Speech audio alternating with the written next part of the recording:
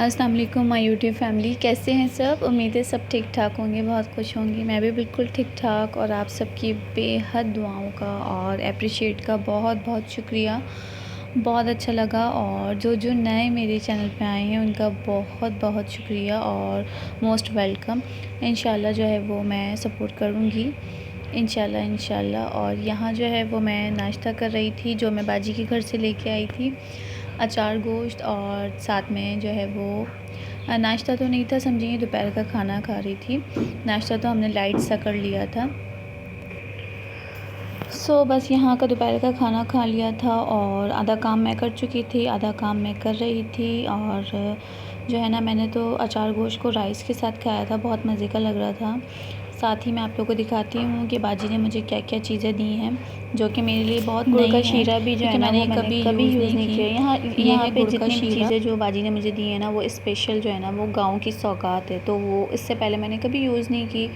और साथ जो गुड़ दिया है ना, हाँ वो मैंने यूज़ किया है। ये गुड़ का शीरा है, इसका नाम जो है पता नहीं क्या कहती हैं बाजी, मुझे नाम याद नहीं है। ये जो है ना उन्होंने दिया था और इसको हाफ़ बॉटल में मैंने और कर लिया है, ताकि मैं जो है अपने इन लॉस वगैरह को दूँगी।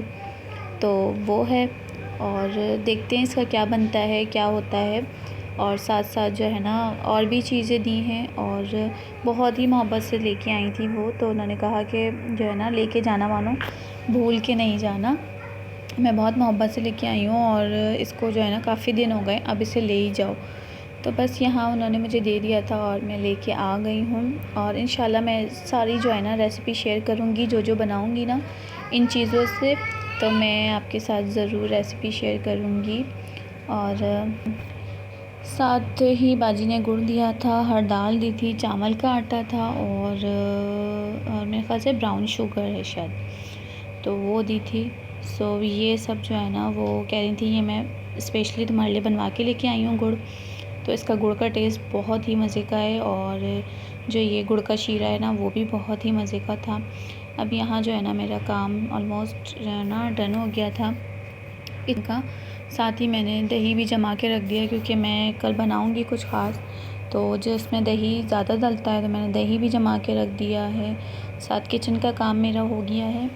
और जब कहीं चले जाते हैं ना तो घर इस कदर गंदा हो जाता है, या गंदा तो नहीं कहेंगे कि उल्टा पुल्टा हो जाता है, क्योंकि सारी चीज़ें निकलती हैं, फिर उनको समेटो, फिर जाओ, फिर आके फिर दोबारा से समेटो। बच्चों के साथ बहुत मुश्किल हो जाता है कहीं जाना, तो इसी वजह से ना कहीं जाना होता ही नहीं है।